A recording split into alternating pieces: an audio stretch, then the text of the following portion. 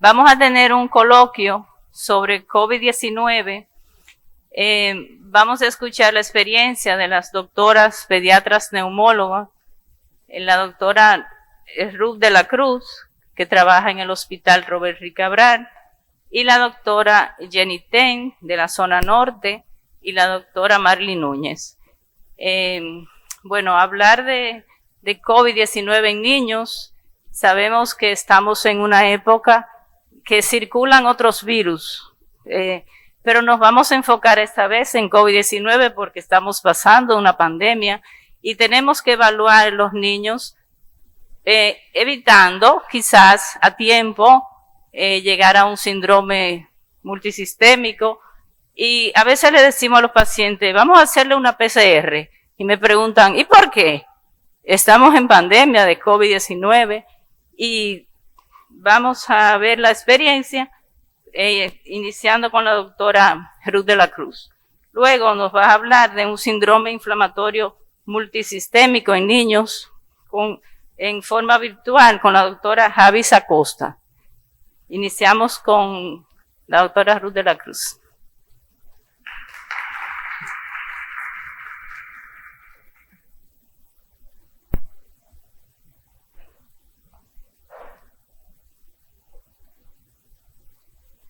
Buen día. Ante todo, agradecer a la sociedad la oportunidad que me brinda en exponerles a ustedes los días que hemos tratado a los niños en el Hospital Robert Rick Cabral con la infección de COVID-19. Soy la doctora Ruth de la Cruz, actual coordinadora del área COVID del Hospital Robert Rick Cabral. Alberte, ¿a cuál que se va? Bien. Como primera ponente de este coloquio, le voy a hacer un breve resumen sobre lo que se trata la enfermedad para luego proceder a lo que es la estadística de nuestra área. Recordando que la enfermedad COVID-19 es una enfermedad altamente contagiosa, infectocontagiosa, que es ocasionada por el nuevo coronavirus SARS-CoV-2, que es de afectación multisistémica y que en algunas ocasiones puede llegar a ser una enfermedad grave y en ocasiones mortal. Su sistema más afectado es el sistema respiratorio y esta fue notificada al inicio, lo que es a final de diciembre del 2019 en la ciudad de Wuhan, en China. Luego de eso fue declarado como una emergencia mundial de salud y a finales del 11 de marzo del 2020 es que ya se declara como una pandemia a través de una declaración de la OMS. En nuestro país, de la totalidad de los infectados actualmente, el 10.8% pertenece a la población pediátrica. En cuanto a la fisiopatología, sabemos que el modo de transmisión de esta enfermedad es de persona en persona a través de las gotitas de fluyo de una persona que está contagiada del virus al toser, estornudar, hablar o cantar en un karaoke, vamos a decirlo así. Puede transmitir este virus a través de las gotitas de fluyo, donde el huésped o la persona que está cerca, en un ámbito de 2 metros de distancia con esta persona infectada, sin protección, y en un tiempo de más de 15 minutos, puede infectarse a través de lo que es el contacto de estas gotitas Fluger contagiadas o contaminadas hacia lo que son las mucosas, tanto de la conjuntiva, de la boca y de la nariz. La primera replicación va a pasar en lo que es la nasofaringe. Aquí ocurre la primera replicación. Luego de acá, entonces, el virus, el SARS-CoV-2, principalmente por la proteína Spike, con su unión RBD, se va a encargar de buscar lo que son los receptores ECA2, que es el receptor que da la entrada a nuestro organismo al virus. Ya luego que el virus que encuentra este receptor, se produce lo que es una endocitosis, donde el virus entonces declara o brinda lo que es su ARN, y luego de ahí entonces se produce lo que es una exocitosis, y luego de ahí entonces ya ocurre lo que es la viremia. Esta viremia ya cuando ocurre afecta lo que son los diferentes órganos que tienen receptores AC2, entre esto el pulmón, que por eso es que es tan afectado, también está el cerebro, está el intestino, el corazón, y si se fijan, todos estos órganos son afectados por el coronavirus y por eso las manifestaciones de este. Entre los síntomas está la fiebre, malestar general, cefalea. Hemos tenido niños que han llegado con convulsiones, con desmayo, con dolor torácico, trastornos gastrointestinales, casi en shock hipovolémico por la diarrea. Y la clasificación de esta enfermedad se va a clasificar en asintomático, que es aquel paciente, obviamente, como dice la palabra, no presenta síntomas. Enfermedad leve, que es aquel paciente que va a presentar síntomas leves como fiebre, tos, malestar general, pero que pasa rápidamente, como ocurre en los niños, y que no va a tener una afectación a nivel radiográfico, es decir, una afectación evidenciada del sistema respiratorio inferior a nivel de la radiografía o tomografía, y que su saturación va a ser por encima del 94% en aire ambiente. La enfermedad moderada es aquel paciente que va a presentar síntomas propios del coronavirus, pero que en este vamos a evidenciar, ya sea radiográficamente o por tomografía, afectación del sistema respiratorio inferior, dígase la neumonía por COVID, y la saturación va a ser por encima del 94%. La enfermedad grave es aquel paciente que ya viene con sintomatología COVID, con una neumonía por COVID, pero que su saturación ya es por debajo del 94%, ameritando lo que es suplementos de oxígeno. Y en pacientes con enfermedad crítica es obviamente aquel paciente que amerita cuidados intensivos porque ha tenido ya una falla multiorgánica, ha tenido un shock séptico debido a la misma enfermedad. La mayoría de los pacientes se ubican en lo que son asintomático enfermedad leve, que es el 80%, el 14% enfermedad moderada y grave, y un 5% en lo que es la enfermedad crítica.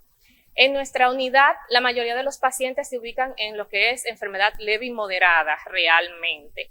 Se han ingresado los niños más a veces por el riesgo social, porque tienen algún riesgo de prematuridad, que son bebé canguros, o que las madres no nos dan esa confianza de medicar o hidratar o mantener en observación al niño en su casa. Sí hemos tenido casos graves y casos críticos que más adelante se los voy a comentar. El diagnóstico lo vamos a hacer con el hisopado nasal, ya sea con el antígeno COVID o con la PCR SARS-CoV-2. Y nos vamos a ayudar de la tomografía de tórax. La tomografía de tórax en sí, por sí sola, realmente no es un medio diagnóstico para COVID. Sí es bueno tener por lo menos la historia del contacto, una alta sospecha de la enfermedad, pero la tomografía por sí sola no podemos decir que es COVID, porque realmente hay muchas patologías respiratorias que simulan y que dan la misma imagen que el COVID. Uno puede tener una sospecha, pero no es que por la tomografía sola con todo negativo vamos a decir que es un COVID. El tratamiento va a ser sintomático en aquellos pacientes que ya meriten ingresarse, porque ya tengan un cuadro moderado o grave. Vamos a utilizar el Remdesivir si el cuadro es menor de 7 días de inicio y el paciente presenta desaturación y una neumonía radiográfica. Vamos a utilizar el tocilizumab, que ya eso lo vamos a utilizar en una etapa inflamatoria de la enfermedad, que es a partir del 9º a 10º día. Esteroides lo utilizamos también en aquellos pacientes, tanto que han tenido o que presentan desaturación, como en aquellos pacientes que lo ameritan porque llegan en una crisis de sibilancias. Hemos utilizado inmunoglobulina humana junto con la aspirina en los casos que han presentado SIMS dentro de la misma unidad y algunos que nos llegan ya con el SIMS instaurado. Esta es la unidad COVID del Hospital Robert Rick Cabral, en la cual coordino actualmente. Fue abierta al público en noviembre del año pasado, 2020. En esta unidad, desde esa fecha, desde el 2020, noviembre de 2020, hasta el 31 de octubre, hemos ingresado una cantidad de 335 pacientes. De estos, la mayoría han sido del sexo masculino, prácticamente el 60%, y esto se complementa, es decir, es prácticamente lo mismo que han descrito las literaturas internacionales. En cuanto al grupo etario más afectado, han sido los niños menores De 1 a 5 años ha sido el primer grupo afectado de ingreso, así que hemos tenido que ingresarlo. El segundo grupo ya son aquellos niños que van desde los 6 a 10 años de edad. Y en tercer grupo ya son aquellos menores de 1 año de edad, como le dije anteriormente, son pacientes que nos han llegado con un riesgo ya sea por una sepsis neonatal, porque son gemelares, porque son prematuros, porque son bebé canguros, bajo peso, entre otras cosas. De los adolescentes hemos tenido muy pocos casos. Y de estos adolescentes que hemos tenido principalmente contando desde mayo de este año, que fue cuando se inició la vacunación contra el COVID en estos niños mayores de 12 años, los que hemos ingresado mayores de 12 años en la unidad, solamente 5 pacientes han tenido la vacuna contra el COVID. Y de esos 5 pacientes, solo 1 tenía las 2 dosis de vacuna Pfizer. Es decir, que los otros 4 solamente tenían una sola dosis. Estamos hablando de que el 10% de la población que hemos ingresado mayores de 12 años desde mayo hasta la fecha es que se han aplicado la vacuna. ¿El por qué? Muchas de las madres dicen, la mayoría de los pacientes que ingresamos son comórbidos, no porque tiene esta comorbilidad, no porque nosotros no creemos en la vacuna y no nos hemos vacunado, porque justamente lo iba a vacunar el sábado y el muchacho se me enfermó el jueves. El 89% entonces de estos pacientes no estaban vacunados. La mayoría de los pacientes que hemos ingresado, fíjense en esta imagen, nosotros somos un hospital abierto, que somos un hospital multidisciplinario, que tenemos diferentes especialidades, un hospital de tercer nivel, y por tanto nos llegan muchos casos de diferentes patologías y de diferentes departamentos de seguimiento al hospital. Por eso tenemos un gran cúmulo de pacientes que se han infectado con COVID y que los hemos ingresado en la unidad. Y como pueden ver en la imagen, el 45% de la totalidad de los pacientes que hemos ingresado presentan alguna comorbilidad. De estas comorbilidades, el departamento que más uno realmente interconsulta es el departamento de hemato-oncología, porque como pueden ver en la imagen, la mayoría de los pacientes con comorbilidades que ingresamos son pacientes oncológicos. Y estos pacientes oncológicos están los que son las leucemias. También tenemos el grupo de los hematológicos, y del grupo de los hematológicos, la enfermedad hematológica que más ingresamos son pacientes falsémicos. Y en cuanto a los de neumología, pues han llegado casos de sibilantes recurrentes y de pacientes asmáticos en un pequeño grupo que realmente no han tenido un tratamiento controlador, nunca han sido vistos por un neumólogo pediatra, y por tanto es que al momento que llegan a la unidad con COVID, con una crisis de sibilancias, lo captamos, se egresan con su tratamiento controlador y referido ya a seguimiento con el departamento de neumología. El 4.10% de la totalidad de los pacientes que hemos ingresado en la unidad han ameritado unidad de cuidados intensivos. La unidad cuenta con 13 espacios, es decir, cada espacio es una habitación aparte para que esté la madre y el niño aislados. No es que tenemos un pabellón y que están todos juntos. Solo 2 espacios que son de cuidados intensivos, y esos 2 espacios, obviamente ahí no va a estar el familiar, ya uno, porque el paciente está crítico, necesita ya una vigilancia súper más estrecha todavía. Y de esas 2 salas que tenemos de cuidados intensivos, prácticamente nunca hemos estado con las 2 salas llenas con pacientes ventilados. Casi siempre se utiliza una sala, pero la tenemos para estos casos. De estos 14 pacientes que ameritaron unidad de cuidado intensivo, 11 ameritaron lo que es ventilación mecánica. Y como les decía anteriormente, somos un hospital que recibimos muchos pacientes comórbidos, y en la unidad también tenemos una gran demanda de pacientes comórbidos, y eso nos hace ubicar nuestra tasa de mortalidad en un 2.79%. Y esto, como pueden ver a su derecha, podemos, ahí desgloso la cantidad de los pacientes, los casos que hemos perdido en la unidad, en los cuales pueden ver que solo 2 pacientes, que son lo que tengo resaltado, eran pacientes sanos, sin comorbilidades.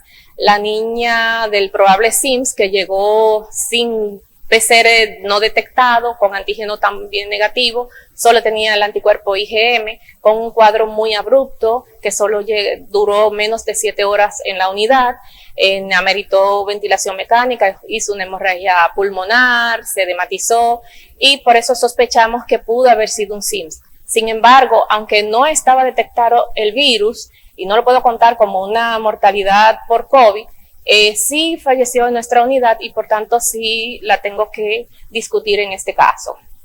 El segundo caso, que es la probable encefalitis por COVID, ese fue un niño de 12 años de edad que fue referido de otro centro privado de Santo Domingo, y este paciente llegó a nuestra unidad en muerte cerebral. Prácticamente ya no había más nada que hacer, solamente darle sostén y una despedida como se debe a la familia con el paciente. Un paciente previamente sano, bien cuidado, que presentó síntomas 7 o 8 días antes, que fue llevado a diferentes disciplinas, es decir, médicos, porque se quejaba de cefalea, de malestar estomacal, que dejó de comer, que siempre bebía durmiendo en la casa, y llevándolo a diferentes especialidades pensando que el malestar estomacal era por una gastritis, que tenía una parasitosis. Ya en el momento que el paciente hizo el evento respiratorio, que llegó en parada al centro privado, para referir es que entonces les realizan el antígeno COVID, donde sí sale positivo. La llegada a nuestro hospital le tomamos la muestra de SARS-CoV-2, la PCR, como manda para los casos de mortalidad, que se deben de estar confirmados con la PCR, no solo con el antígeno, y esta sí salió detectada. También se le hicieron cultivos pensando en neuroinfección, tanto de líquido cefalorraquídeo como de hemocultivos y de hasta cultivo de oído, y todo salió negativo. Lo único que salió detectado fue el COVID. Por lo tanto, sospechamos que el paciente previamente sano lo que hizo fue una encefalitis viral por el COVID que lo llevó a la muerte. Los demás, como pueden ver, han tenido una comorbilidad, ya sea una hidrocefalia congénita con la válvula disfuncional, que broncoaspiró, una nefropatía diabética, astrocitoma, neuroblastoma, epilepsia con un síndrome de Rett, cardiopatías. Las cardiopatías realmente evolucionan muy mal con el COVID. Son pacientes muy difíciles de tratar, porque son pacientes que muchas veces no toleran ni líquidos, incluso hasta la dilución, incluso hasta el remdesivir es una sobrecarga para este tipo de paciente. Un paciente muy difícil de manejar, un paciente cardiópata con COVID. Y bueno, la mayoría de los pacientes, como vieron en la gráfica anterior, fueron egresados a su casa, sanos y salvos, gracias a Dios, y un porcentaje sí hubo que trasladarlos a la clínica para terminar el tratamiento, ya sean que eran pacientes oncológicos o pacientes que estaban esperando una cirugía, ya sea la misma válvula o recambio de válvula, entre otros. Y entonces hubo investigación de masas que han llegado en investigación que han llegado con COVID, y entonces hemos tenido que trasladarlo a la clínica para terminar ellos su investigación. Aquí le tengo varios casos de lo que hemos tenido en la unidad. Este es un masculino de 5 años que es falsémico, que tenía COVID y que en nuestra sala hizo un evento cerebrovascular en donde pudimos evidenciar que hizo un ACV, que no sabemos si fue tanto por su comorbilidad, como sabemos que hay falsémicos que su predisposición es hacer ACV, o por realmente tener la enfermedad COVID. Esta es una niña sana de 15 años de edad que llegó en mayo. En esos momentos se estaba aprobando la vacuna Pfizer a los niños de esta edad. Ella por eso todavía no la tenía aplicada. Estas son las imágenes con las cuales llegó. Y gracias a Dios se encuentra en su casa con sus padres. Esta niña meritó lo que fueron medicamentos de alto costo, tanto como Remdesivir como Tocilizumab. Y gracias a Dios respondió bien. De la mayoría de los pacientes que hemos ingresado en la sala de COVID, el 3.9% han presentado SIMS, ya sea dentro de del mismo aislamiento con nosotros, como pacientes que llegan con el cuadro ya activo. Y muchos de estos casos no es que han presentado el SIMS post-COVID, que es como se conoce y como uno espera. Bueno, ya pasó la enfermedad, a los 15 días, al mes, hasta las 6 semanas, puede presentar el SIMS después del COVID. Estos pacientes lo hicieron dentro de la misma enfermedad activa, es decir, tenían el antígeno COVID positivo y hicieron el SIMS. Incluso lo hicieron en la misma unidad con nosotros, algunos al 8º día de estar con nosotros de su enfermedad, presentaron, como en este caso, eritema ocular, si lo pueden ver en la pantalla, presentaron papilitis, edemas de las extremidades y rash en el tórax anterior, en todo su cuerpo, aunado esto también junto con una fiebre por encima de 39 y 40 grados Celsius que bajaba poquita cantidad con paracetamol endovenoso y luego se volvía nuevamente a reubicar. También tenemos este paciente que es una leucemia, lo tuvimos hace poco. Él tuvo COVID, en la misma unidad también presentó lo que fue aleteo nasal, por lo cual también procedimos a hacerle un control radiográfico, en este caso ya una tomografía, donde evidenciamos la neumonía que pueden ver en la tomografía. Pero inmediatamente procedimos, ya él se estaba medicando con Remdesivir, a completar el Remdesivir, y en la misma unidad COVID, él es otro de los pacientes que hizo un SIMS, se hematizó, tuvo rash. Un paciente se puso hipoactivo con fiebre, es decir, ya él estaba febril y reaparecieron nuevamente la fiebre. Eso nos dio un dato de alarma, le pusimos la inmunoglobulina humana y gracias a Dios es un paciente que se encuentra en su casa con su madre estable para seguir su tratamiento de quimioterapia. Tenemos esta niña de 6 años de edad, cardiópata, como lo dije anteriormente, los cardiópatas paciente muy delicado, paciente muy difícil de tratar. Un síndrome de Down con canal AB completo, con una hipertensión arterial pulmonar severa, en la cual, como pueden ver en la imagen, no es nada bonito. Y es una paciente que tiene con nosotros 24 días y aún así sigue dando detectado. Hemos tenido diferentes casos. Esta es la niña de la encefalitis, una niña de 8 años de edad, previamente sana completamente, la cual llegó con desviación de la comisura labial, sin poder mover las extremidades, sin sostén cefálico, sin poderse expresar, solamente con el llanto. Le colocamos la inmunoglobulina humana por sospecha de la encefalitis por COVID y luego con la aplicación del tocilizumab fue que empezamos a ver su pronta mejoría. Obviamente se fue a su casa, como pueden ver en la foto, sonriendo, reconociendo al personal, moviendo sus extremidades, ya mencionando nuevamente papá, mamá, lo que quería expresar, pero aún sin sostén cefálico normal. Hemos tenido casos de varios virus aunados junto con el COVID. En este caso tuvimos ese niño con hepatitis A más COVID. Hemos tenido casos que han dejado abandonado en el hospital y al momento de egresar pues han salido positivos para el COVID también. Falsémicos, niños sanos pero obesos, hemos detenido de todo. Adolescentes, tanto para investigar, ya les di, como dije anteriormente, por masas o porque falsémicos con crisis tromboálgica, peloteros, que en este caso el que tuvo la trombosis de la vena femoral que fue por COVID, que se llegó con un edema solo de una extremidad, que fue el miembro inferior izquierdo, sin antecedentes de golpe ni de colocación de catéter en esa extremidad ni nada, y llegó de su casa con ese edema y que no podía caminar porque le dolía. Pensaban que era una fractura o un esguince porque estaba practicando deporte, y del traumatológico entonces nos los enviaron cuando luego confirmaron que no tenía nada ortopédico. Hemos tenido casos de dengue con COVID y pueden decir, sí, eso se ha descrito, que positiviza, pero hemos tenido de ambas partes. Hemos tenido pacientes que lo ingresan con una IgM cualitativa positiva y que dicen, pensaron que era dengue, luego no, que era COVID, lo mandaron con una IgM cualitativa. Al momento de egresarlo, al paciente, estando dentro de la unidad, le mandamos a hacer IgM y IgG cuantitativa de dengue y sale positivo, y al seguimiento le mandamos a hacer, porque la PCR salió no detectado, le mandamos a hacer anticuerpos COVID cuantitativos. Y en estos anticuerpos cuantitativos entonces salieron 0,0. Es decir, que obviamente fue un dengue porque positivizó la IgM. Hemos tenido 2 casos así.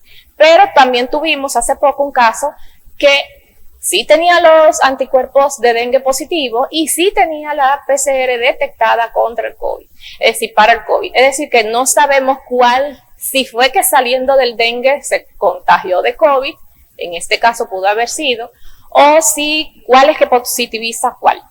Hemos tenido pacientes con leptospiras con COVID, influenza con COVID, metaneumovirus con COVID. Hemos tenido meningitis a Pseudomonas, meningitis a Proteus, de todo, hemos tenido de todo.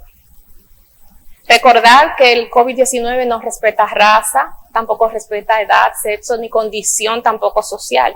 Que esta es una enfermedad que nos ha arrebatado tanto a lo que son familiares, amigos, vecinos, colegas de nosotros que hemos perdido por esta enfermedad, y que solo nos queda seguir aprendiendo aún más del comportamiento de este virus, sobre todo en niños y en todos nosotros, y continuar siendo precavidos ante esta enfermedad.